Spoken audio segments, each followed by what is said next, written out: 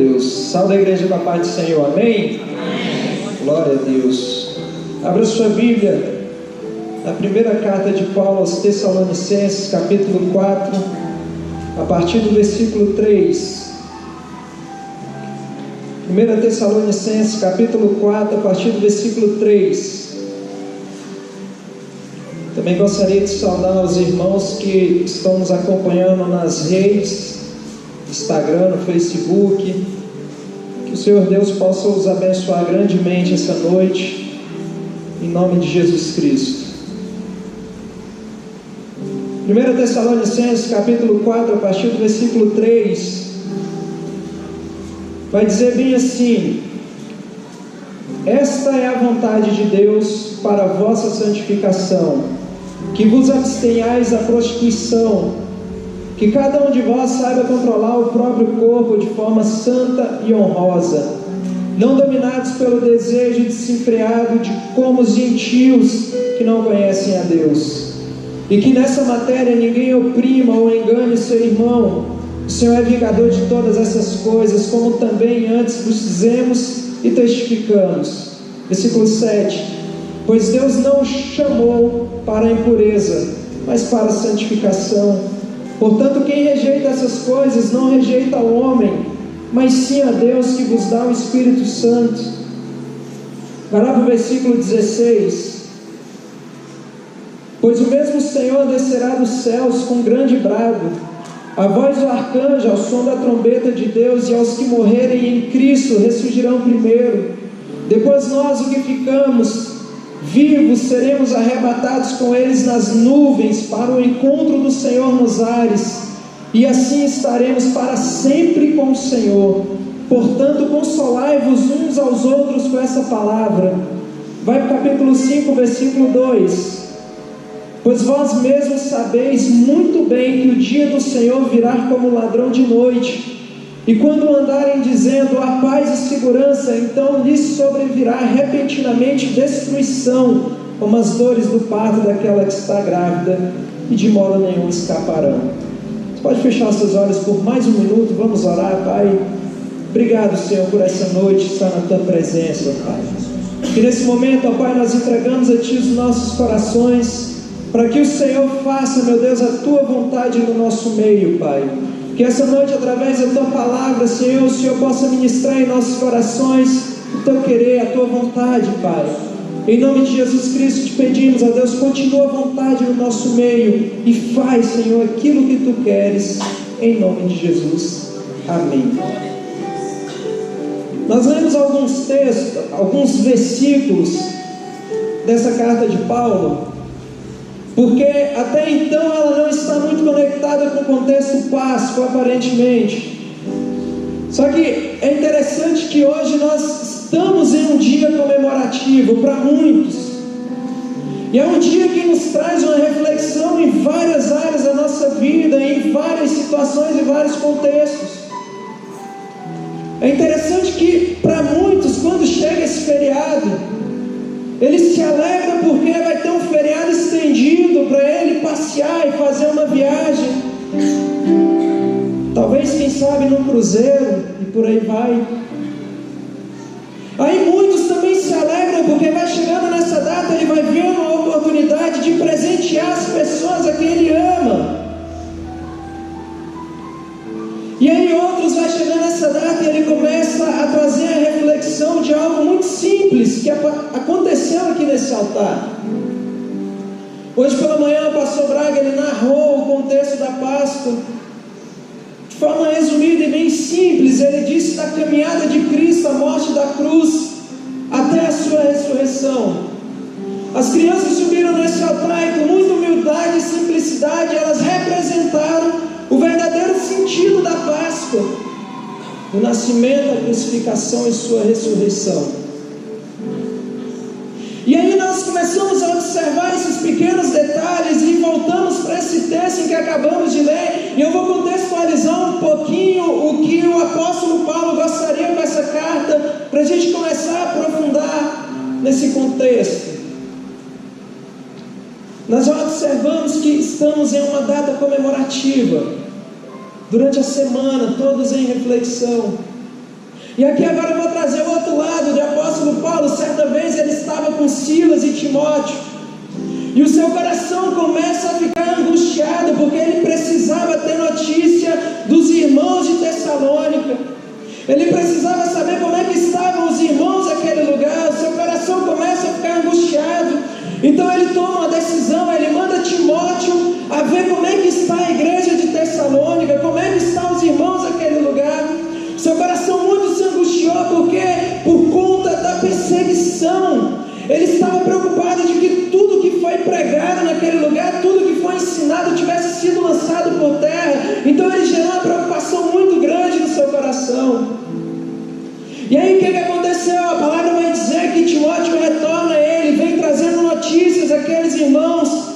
E o que é interessante, quando a gente vai observando esse texto um pouco mais profundo, Timóteo chega para ele e traz notícias boas da igreja. E o apóstolo Paulo, ele começa a alegrar o seu coração, porque as notícias que chegaram até ele eram notícias boas. Timóteo disse: olha, eu pude perceber que aqueles irmãos estão se fortalecendo na fé e caminhando para o alvo. Então o apóstolo Paulo, naquele momento, ele tem essa notícia boa e ele decide escrever essa carta, regozijando-se em Deus por tudo que estava acontecendo com aqueles irmãos. E aí eu queria trazer a reflexão da Páscoa, todo o sacrifício que Cristo trouxe. Dentro do seu contexto histórico, os homens celebravam a Páscoa por conta do livramento que Deus deu aos povos do Egito dentro da história. Aí de repente vem Jesus Cristo, e como o próprio apóstolo Paulo disse: ó, Jesus Cristo foi o nosso cordeiro imolado, nosso cordeiro pascual, que foi imolado por mim e por você. E aí eu entro nesse contexto dessa história de Paulo com essa igreja, e aí observando tudo que Cristo fez e a nossa vida nos dias de hoje. Se Timóteo viesse ver como está a igreja, eu não falo fruto do Espírito, mas a igreja individual no seu contexto geral, se Timóteo viesse ver como está a igreja hoje, qual seria o presente do nascimento de Cristo, da ressurreição de Cristo para ele acerca da igreja?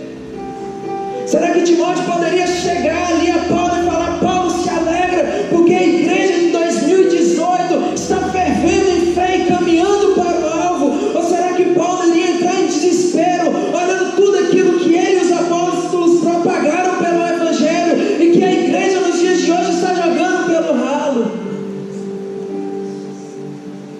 E aí eu trago todo o conceito de Cristo e olho para essa história e o comportamento daquela igreja e o meu comportamento nos dias de hoje. Será que haveria alegria? Sabe por quê? No contexto dessa carta, depois você pode observar com carinho, com cuidado, o apóstolo Paulo, quando ele escreve, ele se alegra muito. Ele fala assim: olha, eu estou muito alegre com vocês. Sabe por quê? Porque as províncias de Macedônia e Acaia, elas estão falando de vocês. Sabe o que ela está falando de vocês? Ela está dizendo: olha, é interessante que aquelas pessoas de Tessalônica, elas receberam vocês bem, e também receberam a palavra que foi ministrada e lançaram seus deuses fora, e hoje servem o Deus verdadeiro. Será que Paulo, olhando para os dias de hoje, ele poderia olhar e falar: olha, eu estou escrevendo, Weber, a seu favor, porque quando você sai lá fora, as pessoas estão sendo ministradas pelo Evangelho através da sua atitude de vida? Será que o apóstolo Paulo, dentro desse contexto, ele poderia escrever uma carta e direcionar para mim e para você, dizendo: olha, as províncias estão sendo influenciadas, estão sendo atingidas pelo Evangelho por causa de você? Aí as províncias é muito difícil, porque é muita gente. Então vamos ser mais simples.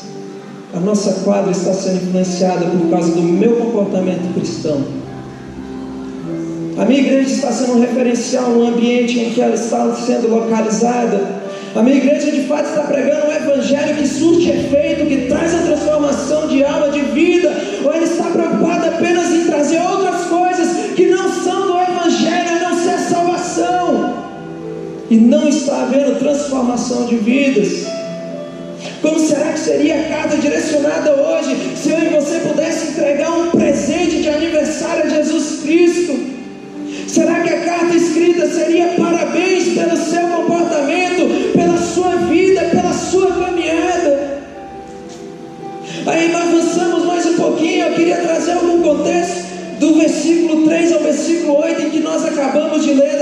carta, o apóstolo Paulo deixa uma lista de como eu e você precisamos viver como cristão dia após dia. Ele deixa uma lista, ele deixa uma orientação muito alegre com aquelas pessoas, mas ele também orienta aqueles irmãos, e essa orientação é muito atual para mim e para você. E é interessante que em seu contexto ele resume toda a vontade de Deus na santificação. E nós podemos observar que no versículo 7 ele vai dizer bem assim: pois Deus não nos chamou para a impureza, mas para a santificação. Essa noite eu queria trazer esse contexto dentro da Páscoa, que eu poderia olhar como muitos olham e falar do sacrifício, e falar de coisas boas, que Ele está vivo, que Ele reina, e trazer coisas maravilhosas para a igreja. Mas eu também gostaria de olhar para o outro lado. Será que nesse dia comemorativo existe uma igreja santa diante dos pés do Senhor? Será que nesse dia comemorativo eu consigo me lançar aos pés do Senhor em santidade e em busca de santificação?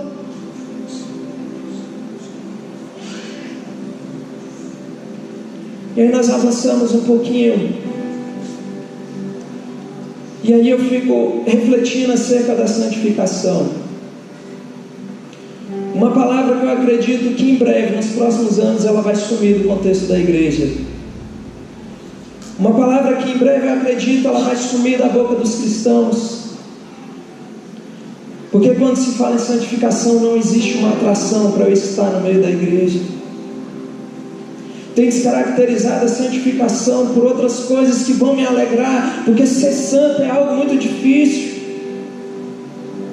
E é difícil porque eu estava lendo alguns contextos de Augusto Nicodemos, e ele disse bem assim: olha, a santificação não é você colocar um terno, a santificação não é você falar bonito, a santificação não é você dizer que é o cara, a santificação é você ser reto, íntegro, com ética, com moral diante de Deus e no meio da sociedade. E aí olhamos para a igreja de hoje, o que estão propagando, aonde está a moral do Evangelho?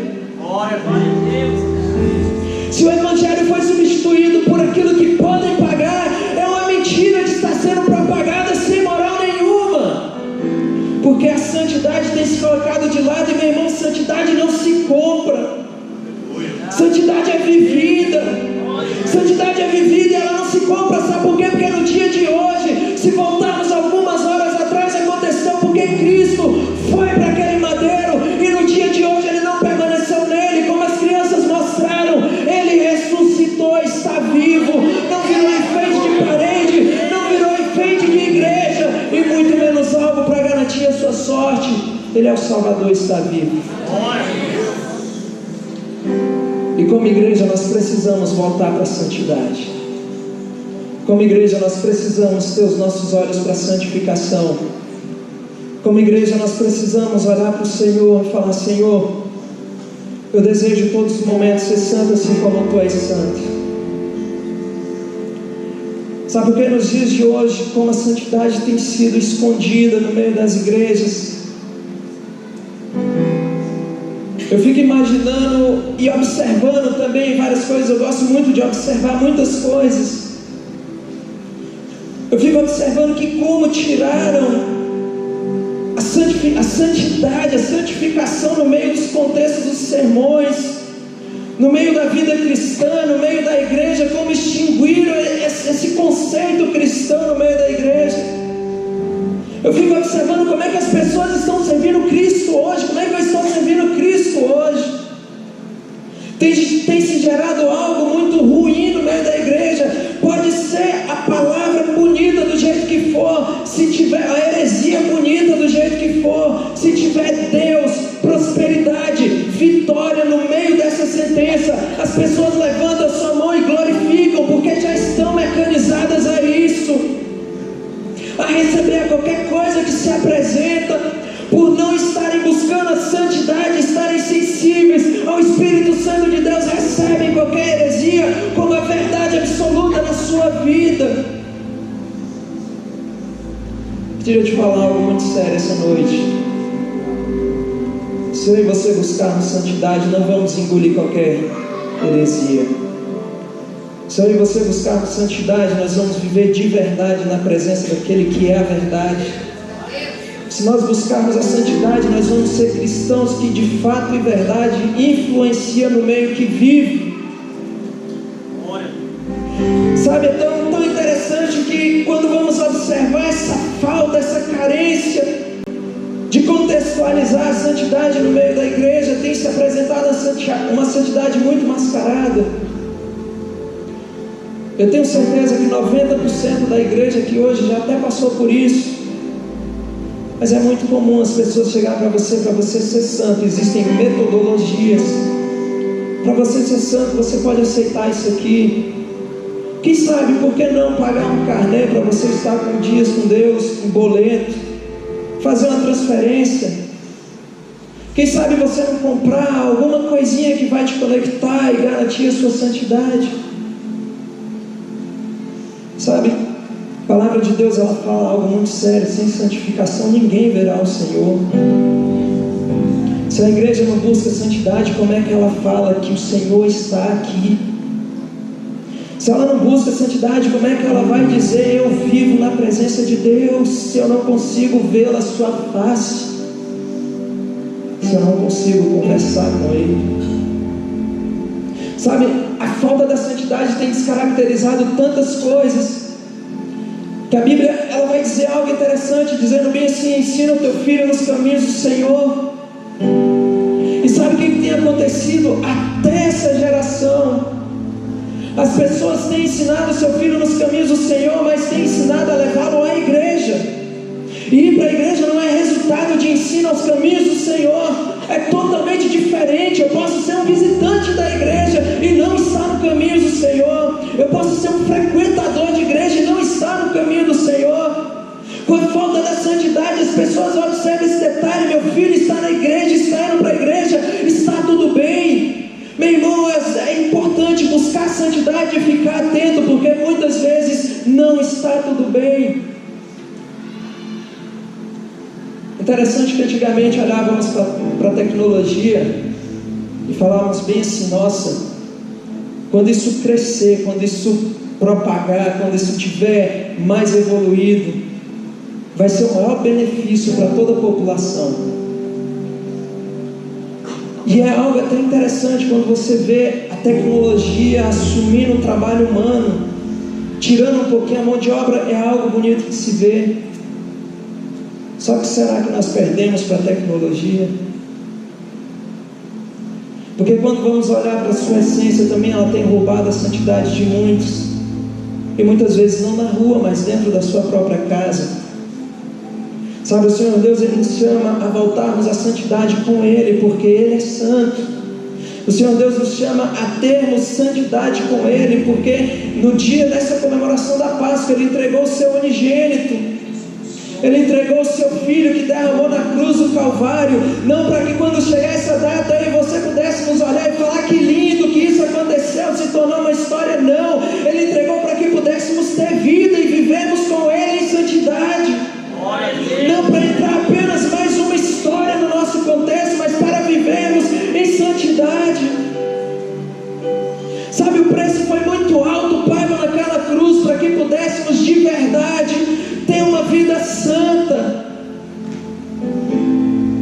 Sabe, eu gostaria muito de chegar essa noite e trazer uma palavra e falar assim para a igreja: olha, isso vai acontecer, aquilo vai acontecer, o que você disse vai acontecer, se você determinar vai acontecer. Eu poderia virar um triunfalista, eu poderia virar qualquer coisa nesse altar, eu estaria apenas te apresentando algo muitas vezes falido.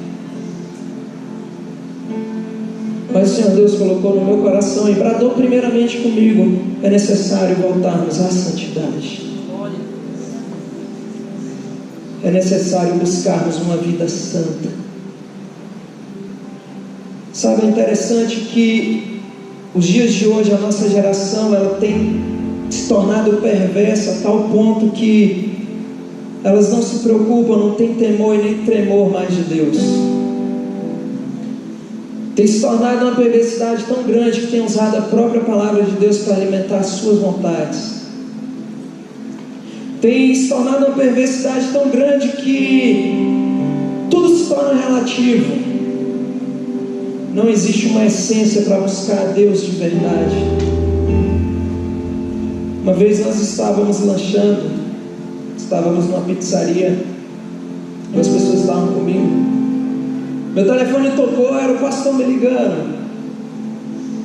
E é interessante que crente atende o telefone, ninguém sabe que é crente. Pega o telefone no meio daquelas pessoas, paz, pastor. Ninguém sabe que você é um crente atendendo o telefone desse jeito. E ali conversa vai, conversa bem, de repente um jovem passa, vai lá no fundo, tinha um quadro, fazia um desenho, ele fez um desenho, sei lá o que foi que ele fez, escreveu lá Satanás, não sei mais o que, colocou um monte de coisa. Porque tinha um crente ali no meio, a perversidade, a falta de temor a Deus tem se tornado a nossa geração. Agora sabe por que a nossa geração tem se tornado perversa a esse ponto? Porque a igreja tem deixado a desejar a santificação. Você já reparou o tanto de criança que estava aqui agora há pouco nesse altar? Graças a Deus eu estou com a minha cota concluída, já teve 2 nesse altar. O restante fica para Cristo, Li, Pastor Marcos. Estamos cumprindo o nosso papel. Agora deixa eu te fazer uma pergunta. Você viu essa geração cantando aqui de uma forma bem simples e na linguagem de criança? Ele chorou, fizeram um dodói nele, ele apanhou, ele sofreu, ele foi maltratado, colocaram ele numa cruz, fizeram ele chorar. Olha o que as crianças estavam dizendo aqui, e aquela visão delas para com Deus, e elas pensando ali no fruto, na raiz do seu crescimento, olhando assim, dizendo: Ele fez tudo isso por causa de mim. Mas aí quando ela cresce, ela olha para a santidade da igreja e ela começa a pensar: será que Ele fez tudo aquilo por mim mesmo? Se a igreja não tem a capacidade de ser santa, então eu também não preciso ser santo. A geração futura da igreja vai ser forte quando a igreja decidir ser santa. Sabe por quê? A santidade ela tem um impacto muito grande. O maior desafio do cristão é ser santo. Eu estou pregando algo que é fácil de fazer, não, é difícil ser santo. Mas o maior desafio do cristão é ser santo. Vamos observar no contexto social dos dias de hoje. Se oferecerem um dinheiro para qualquer um de nós, será que iríamos contra a corrupção ou aceitaríamos a proposta? Sabe o que é interessante? Se eu sou santo, eu tenho força para contrariar a proposta e continuar em santidade com Deus, falando assim: eu vou continuar santo, olhando para o alvo e caminhando para o alvo. Se eu não tenho santidade, isso para mim é apenas, muitos ainda colocam como um milagre de Deus na minha vida, o prover sobrenatural do Senhor movendo sobre a minha vida. Mas se eu vivo em santidade, eu rejeito, como o pastor Elianai falou que eu estou separado, eu estou rejeitando, eu estou vivendo uma vida diferenciada. Por que a santidade é o maior desafio do cristão? Porque aquele que é santo, ele reflete a Cristo em sua vida. Aquele que é santo, ele não precisa nem abrir muito a sua boca para dizer: olha, eu sou um referencial no meio que eu estou. O próprio Deus demonstra que aquela pessoa vive com Ele, está com Ele e caminha com Ele. Sabe, no versículo 8 dessa carta, o apóstolo vai dizer bem assim: olha, portanto quem rejeita essas coisas não rejeita o homem, mas sim a Deus que vos dá o seu Espírito. Não rejeita a santificação, para que você não rejeite a Deus na sua vida. Sabe, muitas vezes paramos e pensamos assim: eu sou tão pecador, eu acho que eu nunca vou viver em santidade, eu acho que eu nunca vou querer essas coisas para a minha vida, isso já está ultrapassado, isso já foi, isso ficou para trás, não quero saber dessas coisas. Tem um texto que eu acho fantástico, eu gosto sempre de olhar para ele, Davi, Salmo 51, depois que ele adultera com Batseba, ele vai dizer bem assim: Senhor, tem misericórdia de mim com teu grande amor, livra-me das minhas iniquidades, pois eu pequei contra ti. Aí ele vai dizendo: Senhor, acha em mim um coração puro, renova em mim um espírito reto. Não me lances fora da tua presença, nem retire de mim o teu espírito. Dá-me a alegria da tua salvação e me sustenta com um espírito disposto a obedecer. Olha a oração dele depois de uma falha: eu quero obedecer. É possível obedecer, é possível ser santo. Você pode trazer o questionamento que for, é possível ser santo. Você pode dizer: mas o que você está falando é muito fácil dizer, é difícil de viver, mas é habilidades, porque o meu Deus e o teu Deus, ele contraria as impossibilidades. Não há impossível para ele. Se eu me achego a ele e ele se achega a mim, eu posso caminhar em santidade. Por que é importante estar em santidade, entregar um presente para o nosso Deus chamado santidade? Porque mais à frente nós lemos um versículo, e o versículo 18 ele vai encerrar dizendo bem assim: portanto, consolai-vos uns aos outros com essas palavras. Nesse momento a discussão aqui é porque aquelas pessoas estavam preocupadas com os que morreram, e aí o que vai acontecer? E o apóstolo dá uma aula dizendo: olha, quando Cristo vier, vai vir primeiro os que morreram, e depois a gente vai todo mundo. O apóstolo começa a dar aquela aula e ele conclui dizendo: olha, portanto, consolai-vos uns aos outros com estas palavras. Sabe a consolação que eu e você precisamos passar para as pessoas, que a igreja nos dias de hoje precisa passar para as pessoas, é que é necessário vivermos santo, porque quando estamos santos podemos contemplar a face de Deus, podemos falar com Deus e podemos estar com Deus. Mas o consolo que sai nos dias de hoje é: meu irmão, se você está na prova, faz não sei o que dos 7 dias, faz o que não sei do que lá, que vai dar tudo certo. Um dia desse eu estava vendo um vídeo na internet, eu vou abrir um parênteses aqui muito rápido, e um rapaz ele fez uma coletânea de todo o material de construção ungido. Você poderia construir a sua casa com essas parafernálias ungidas. Por que não falar: olha, quando você construir a sua casa, constrói sobre a base e coloca Cristo sobre a base, e escuta as palavras do Senhor e a pratica, porque Ele garante que pode vir o vento, soprar os rios, terremoto, pode vir o que for, essa casa vai permanecer de pé. Se eu a fortaleço sobre a santidade, essa casa vai permanecer de pé. Agora, se eu me fundamento a essas parafernálias que apresentam dizendo como ungidos, de que tudo vai mudar, eu estou apenas dizendo: Cristo, tirei a sua suficiência, coloquei a suficiência dos homens no lugar, eu nunca vou ter a capacidade de ser santo, e muito menos te buscar de verdade. Eu jamais vou ser um cristão íntegro na tua presença, porque eu estou valorizando aquilo que estão construindo para mim, e não aquilo que o Senhor construiu na cruz do Calvário. É muito sério quando vamos buscar essa questão de santidade e nos consolarmos uns aos outros, dizendo: olha, Cristo ele vai vir, é necessário que eu e você caminhe de forma santa, para quando ele vir, ele encontrar sua noiva e falar: vem comigo. Agora tem um outro lado. Se você não quer ouvir o vem comigo, pode anular tudo que eu falei. Se você não quer ouvir o vem comigo, que ainda à noite estarás comigo no paraíso, pode esquecer tudo que foi falado até aqui. Agora, se você deseja viver uma vida eterna ao lado do Criador,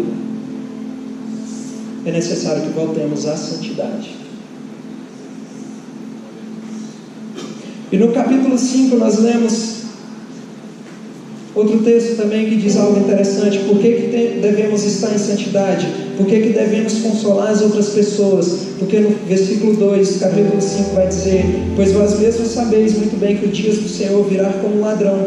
Quando andarem dizendo a paz e segurança, então lhes sobrevirá repentina destruição, como as dores do parto daquela mulher que está grávida, e de modo nenhum escaparão. Sabe por que é fundamental o cristão andar em santidade? Consolar os outros com a palavra da salvação, porque quando ele vir, ninguém vai saber.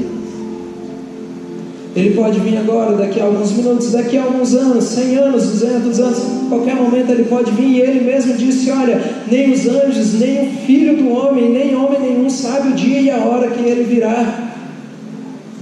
É necessário estarmos preparados para a sua vinda. É necessário estarmos santos. É necessário propagarmos a santidade de Deus no meio das pessoas, para quando Ele vier, Ele poder encontrar a sua igreja, levar a sua igreja contigo. É necessário que a igreja viva em santidade, para quando Ele vier, a sua igreja vá contigo. Eu queria fazer uma pergunta para o seu coração, uma pergunta de reflexão muito simples.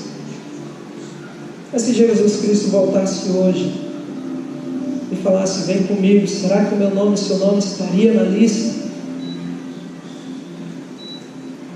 Eu gosto sempre de falar, o meu nome ele pode ser o último da lista, mas que esteja na primeira remessa.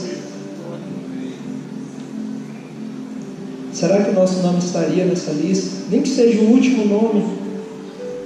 Será que se o Senhor Deus questionasse a nossa santidade, a nossa conduta, a nossa vida cristã, o modelo de vida cristã, como Paulo está mostrando aqui, será que estaríamos encaixados?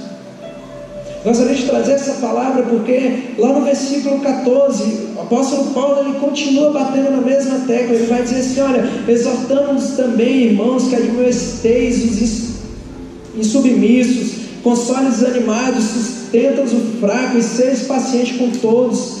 Veja que ninguém retribua a outro mal por mal, mas segui sempre o bem uns para com os outros e para com todos. Regozijai-vos sempre, orai sem cessar, em tudo dá graça, pois essa é a vontade de Deus em Cristo para conosco. Não apagueis o espírito, não desprezais as profecias, examinai tudo, retende o que é bom, abstende-se de toda espécie do mal. E aí ele vai dizer bem assim: o mesmo Deus de paz o santifique completamente.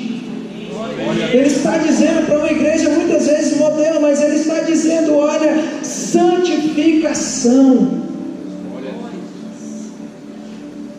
Como disse em Romanos capítulo 6, versículo 22, agora, pois, libertos do pecado e feitos servos de Deus, tende o vosso fruto para a santificação e por fim a vida eterna. E eu queria resumir tudo que eu falei até aqui em simples palavras. Voltemos à santificação.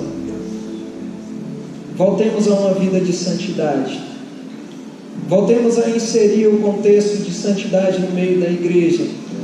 Voltemos a inserir o contexto de santidade em nosso diálogo, em nossa vida, em nossos exemplos práticos. Porque é interessante que hoje muitos estão passando tanto conhecimento, tanta coisa da palavra, que tem construído um Deus técnico para ele indifere santidade ou não. Mas é algo muito simples que o Senhor convoca eu e você a viver em santidade.